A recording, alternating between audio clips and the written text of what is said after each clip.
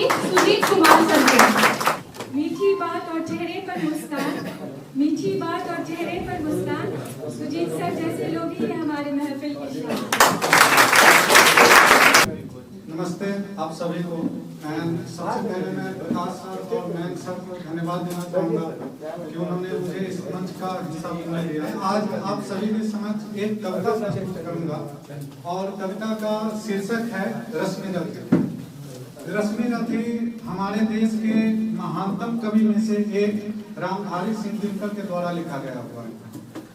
जो इस कविता का पात्र है वह है कर्ण। महाभारत का ऐसा एक पात्र कि जिसने अपने पूरे जीवन में सिर्फ और सिर्फ संघर्ष किया, पर उसके बदले वह पाया कुछ भी नहीं। और इस कविता का सुनने और सुनाने का जो उद्देश्य है वह है कि संघर्ष को जीवित रखने का। हम अपने जीवन में सभी लोग संघर्ष कर रहे होते हैं और जब भी ऐसे लोगों से हमारा मुलाकात या रूबरू होते हैं जो कि अपने संघर्ष के उच्चतम स्थान पे हो, तो उनसे कुछ ना कुछ इंस्पिरेशन हम जरूर लेते हैं। तो मैं शुरू कर रहा हूँ रामधारी सिंह दिनकर के सबसे अच्छी कविता में से एक रश्मि रथी की। कविता कुछ इस प्रकार है। जय हो जग में जले जहां भी नमन पुनीत अनल को, जिस नर में भी बसे हमारा नमन तेज को बल को। किसी वृत्त पर खिले विपिन में पर नमस्य है फूल, सुधी खोजते नहीं गुणों का आदि शक्ति का मूल। ऊंच नीच का भेद न माने वही श्रेष्ठ ज्ञानी है, हो जिसमें क्षमा दया सबसे पूज्य वही प्राणी है। क्षत्रिय वही भरी हो जिसमें निर्भयता की आग, सबसे पूज्य वही ब्राह्मण हो जिसमें तप त्याग। तेजस्वी सम्मान खोजते नहीं गोत्र बतलाकर, पाते हैं जग में प्रशस्ति कुछ कर्तव्य अपना दिखलाकर। हीन मूल की ओर देख जब गलत कहे या ठीक, वीर खींच कर ही रहते हैं इतिहासों में लीक। हे पिता सूर्य जिसके माता कुंती सती कुमारी, उसका पलना हुआ धार पर बहती हुई पिटारी। सूत वंश में पला चखा नहीं जननी का छीर, तब भी निकला कर्ण सभी युवकों में अद्भुत वीर। तन से समरसूर मन से भावुक स्वभाव से दानी, जाति गोत्र का नहीं सील का पौरुष का अभिमानी। ज्ञान ध्यान शस्त्र शास्त्र का कर सम्यक अभ्यास, अपने गुण का किया कर्ण ने आप स्वयं सुविकास।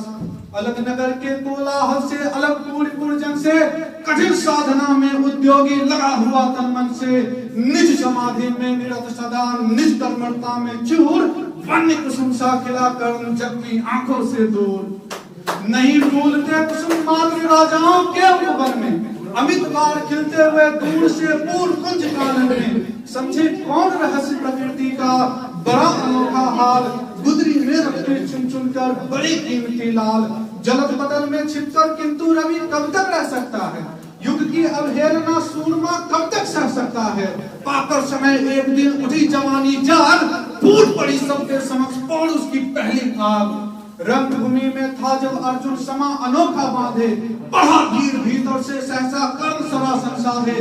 कहता हुआ तालियों से क्या रहा कर्ण में फूल, अर्जुन तेरा सुयश अभी क्षण में होता है धूल। तूने जो किया उसे चाहे तो कुछ नई कलाएं भी सिखला सकता हूँ। आंख खोल कर देख कर्ण के हाथों का व्यापार, फूले सस्ता सुयश प्राप्त कर उसमें को धिक्कार। इस प्रकार सभा स्तब्ध रह गई आंख तनी जन की। मंत्र मुग्ध सा मौन चतुर्दिक जन का पारावार, गूंज रही थी मात्र कर्ण की धमा की टंकार। मेरा कर्ण त्यों साधु साधु कह उठे सकल नर नारी, राजवंश के नेताओं पर बड़ी विपत अति भारी। भीष्म द्रोण अर्जुन सब फीके सब हो रहे उदास, एक सुयोधन बढ़ा भीड़ से बोलते हुए वीर शाबाश। सुयोधन कोई और नहीं स्वयं दुर्योधन था। दुर्योधन को यह पता था कि अगर पांडव और कौरव के बीच कभी युद्ध हुआ तो जीत पांडव की ही सुनिश्चित है। कारण था कि जो पांडव की तरफ से स्वयं श्री कृष्ण और अर्जुन थे, पर दुर्योधन की तरफ ऐसा कोई वीर था ही नहीं। पर जैसे जैसे कर्ण ने अपना वीरता दिखाना शुरू किया और दुर्योधन की पहली नजर कर्ण पर पड़ी, तो उसे यह समझ में आ गया था कि किसी भी प्रकार अगर कर्ण उसके खेमे में, उसके हिस्से में अगर आ जाए तो हो सकता है कि कौरव पांडव से न जीत सके महाभारत का युद्ध, पर उसे कई चुनौती और कई टक्कर तो दे ही सकता है। कर्ण कहता है, कर्ण ने पार्थ को फिर से द्वंद्व युद्ध के लिए ललकारा, पर गुरु ने अर्जुन को चुप ही रहने का किया इशारा। कृपाचार्य ने कहा, सुनो हे वीर युवक अनजान, भरत वंश अवतंस पांडु की अर्जुन है संतान। यह क्षत्रिय है, यह राजपुत्र है, यूं ही नहीं लड़ेगा, जिसकी से हाथापाई में कैसे कूद पड़ेगा। अर्जुन से लड़ना हो तो मत कहो सभा में मौन, नाम धाम कुछ कहो, बताओ कि तुम जाति हो कौन। जाति, हाय रे जाति। कर्ण का हृदय चोट से बोला, कुपित सूर्य की ओर देखो वीर क्रोध से बोला, जाति जाति रखते जिनकी पूंजी केवल पाषंड, मैं क्या जानू जाति, जाति है ए मेरे भुजदंड। ऊपर से शर्माते हैं नई जनक में जाति पूछने वाले, सूत पुत्र हूँ मैं, थे पिता पार्थ के कौन, साहस हो तो कहो, ग्लानि से रह जाओ मत मौन। ऊंची जाति का नाम लिए मस्तक पर चलते हो, पर अधर्म में शोषण के बल से सुख में पलते हो। अधम जातियों से थर-थर कांपते तुम्हारे प्राण, छल से मांग लिया करते हो अंगूठे का दान। पूछो मेरी जाति, शक्ति हो तो मेरे भुजबल से, सूर्य समान दीपित ललाट और कवच कुंडल से, पढ़ो उसे जो चमक रहा है मुझ में तेज प्रकाश। मेरे रोम रोम में अंकित है मेरा इतिहास, मेरे रोम रोम में अंकित है मेरा इतिहास।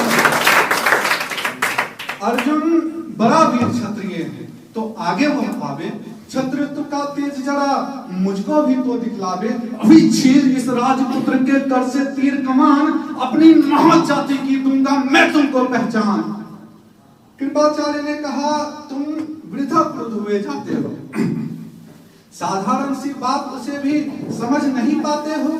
राजपुत्र से लड़े बिना होता हो अगर अकाज, अर्जित करना तुम्हें चाहिए पहले कोई राज। कर्ण हतप्रभ हुआ तनिक, मन ही मन कुछ भरमाया, सह न सका अन्याय, सुयोधन बढ़कर आगे आया।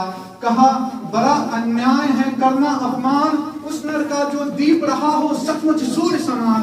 बड़ा कठिन है मूल जानना नदियों का वीरों का, धनुष छोड़ और गोत्र क्या होता रणधीरों का। पाते हैं सम्मान तपोबल से भूतल पर सूर, जाति जाति का शोर मचाते केवल कायर क्रूर। किसने देखा नहीं कर्ण जब निकल भीड़ से आया, अनायास आतंक एक संपूर्ण सभा पर छाया। कर्ण सुतो पुत्र हो अथवा सुवच चमार, मलिन मगर है इसके आगे सारे राजकुमार। करुणा क्या अपमान ठीक है इस अनमोल रतन का, मानवता के इस विभूति के धरती के इस धन का। बिना राज यदि नहीं वीरता का इसको अधिकार, तो मेरी यह खुली घोषणा सुने सकल संसार। अंग देश का मुकुट कर्ण के मस्तक पर धरता हूँ, एक राज्य इस महावीर के हित अर्पित करता हूँ। रखा दुर्योधन ने कर्ण के सिर पर अपना मुकुट उतार, गूंजा रंगभूमि में दुर्योधन की जय जयकार। कर्ण चकित रह गया सुयोधन की इस परम कृपा से, फूट पड़ा मारे कृतज्ञता के भर उसे भुजा से। दुर्योधन ने हृदय लगाकर कहा, बंधु हो शांत, मेरे इस क्षुद्रोपहार से क्यों होता उद्भ्रांत। अरे किया कौन सा त्याग अनोखा दिया राज यदि तुझको, अरे धन्य हो जाए मेरे प्राण तू ग्रहण करे यदि मुझको। कर्ण और गल गया, कहा हाय मुझ पर भी इतना इसने, वीर बंधु हम हुए आज से एक प्राण दो दे। बड़ी सभा के बीच आज जो तूने मान दिया है, पहले पहल मुझे जीवन में जो उत्थान दिया है, उन वीर भला होऊंगा कैसे, चुका कौन सा दाम। कृपा करे कि दीन मान में आऊं तेरे कोई काम, कृपा करे कि दीन मान में आऊं तेरे कोई काम। उस सभा में एक ऐसी मित्रता हुई कि उस समय का वर्तमान नहीं, आज का भी वर्तमान और आने वाला इतिहास, आने वाला भविष्य उसे उस मित्रता को हमेशा याद रखेगा। कहते हैं कि मित्रता बड़ा अनमोल रतन, कब उसे तोल सकता है धन। जीवन का मूल समझता हूँ, धन को मैं धूल समझता हूँ। कर्ण ने अपनी मित्रता दुर्योधन के साथ निभाया कैसे, उसका एक छोटा सा अंश है, उसको भी जरा सुनिए कि प्रेम यज्ञ अति कठिन, कुंड में कौन वीर बलि देगा, तन मन धन सर्वस्व होम कर अतुलनीय यश लेगा, हरि के सम्मुख वीणा हार जिसकी निष्ठा ने मानी, धन्य धन्य राम है बलता के अद्भुत अभिमानी। पर जाने जगत नियम में क्यों एक चलता है, भोगी सुख भोगता तपस्वी और अधिक जलता है, हरियाली है जहाँ जलद भी उसी खंड के वासी, मरुभूमि रह जाती है मगर प्यासी की प्यासी। पर तभी रेखा प्रकाश की जहाँ कहीं हस्ती है, वहाँ किसी प्रज्वलित वीर नर की आभा बसती है, जिसने छोड़ी नहीं लीक विपदाओं से घबराकर, दी जग को रोशनी टेक पर अपनी जान गवाकर, नरता का आदर्श तपस्या के भीतर पलता है, देता वही प्रकाश आग में जो अभेद जलता है। आजीवन दाह का दंश झेलते रहे वीर व्रतधारी, हो पाते तब कहीं अमरता के पद के अधिकारी। प्रण करना है सहज कठिन है लेकिन उसे निभाना, सबसे बड़ी जांच है व्रत का अंतिम मूल्य चुकाना। अंतिम मूल्य न दिया अगर तो और मूल्य देना क्या, करने लगे मोह प्राणों का तो फिर प्रण लेना क्या। सस्ती कीमत पर बिकती रहती जब तक कुर्बानी, तब तक सभी बने रह सकते हैं त्यागी और बलिदानी। और महंगी में मोल तपस्या का देना दुष्कर है, हंस कर दे दे यह मूल्य न मिलता वह मनुष्य घर घर है। जीवन का अभियान दान बल से अज अस्त्र चलता है, उतनी बढ़ती ज्योति स्नेह जितना अल्प जलता है। और दान में रोकर या हंसकर हम जो देते हैं, अहंकार बस उसे स्वतंत्र का त्याग मान लेते हैं। यह न स्वतंत्र का त्याग, दान तो जीवन का झरना है, रखना उसको रोक मृत्यु के पहले ही मरना है। किस पर करते कृपा वृक्ष यदि अपना फल देते हैं, गिरने से उसको संभाल रोक क्यों नहीं लेते हैं। ऋतु के बाद फलों का रुकना डालों का सरना है, मोह दिखाना देह वस्त्र पर आत्मघात करना है। सरता देती वारी की सुपूरी धन हो, बरसे मेघ भरे फिर सरता उदित नया जीवन हो।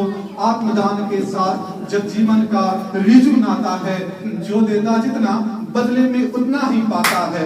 अंतिम मूल्य राम ने दिया त्याग सीता को, जीवन की संगनी प्राण की मनी सुख विनीता को दिया अस्थि देकर दधीची ने, शिवी ने अंत कतर कर, हरिश्चंद्र ने कफन मांगते हुए सत्य पर अड़कर, ईसा ने संसार हेतु सूली पर प्राण गवाकर, अंतिम मूल्य दिया गांधी ने 3 गोलियां खाकर। सुन अंतिम ललकार मोल मांगते हुए जीवन की, सरमत ने हंसकर उतार दी त्वचा समुचे तन की। मार कर भी मंसूर की नियति सह न पाई ठिठोली, उत्तर में 100 बार चीख कर बॉडी बॉडी बोली। जान करता है मनुष्य डरता है, एक रोज तो स्वयं हमें सब कुछ देना पड़ता है, एक रोज तो स्वयं हमें सब कुछ देना पड़ता है।